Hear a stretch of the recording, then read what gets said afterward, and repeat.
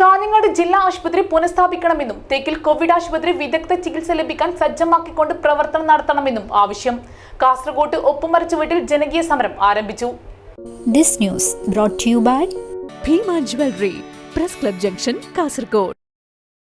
സാമൂഹ്യ പ്രവർത്തകൻ ഫാദർ ജോസ് സമരം ഉദ്ഘാടനം ചെയ്തു.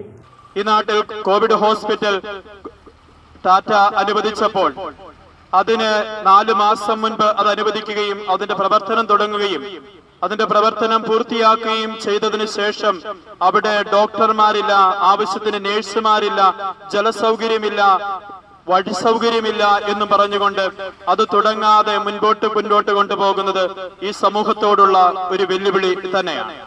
സാധാരണമായ ഒരു മനുഷ്യന്റെ പ്രയാസവും ബുദ്ധിമുട്ടും കാണുവാൻ ഈ സമൂഹത്തിന് സാധിക്കാതെ വരുമ്പോൾ, സ്നേഹമുള്ളവരെ, അതിനെതിരെ പ്രതികരിക്കുവാൻ നമുക്ക് സാധിക്കുന്നില്ല എങ്കിൽ ഈ സമൂഹം അതിന്റെ വലിയ തിക്താനുഭവം അനുഭവിക്കുമെന്ന കാര്യത്തിൽ സംശയമൊന്നുമില്ല.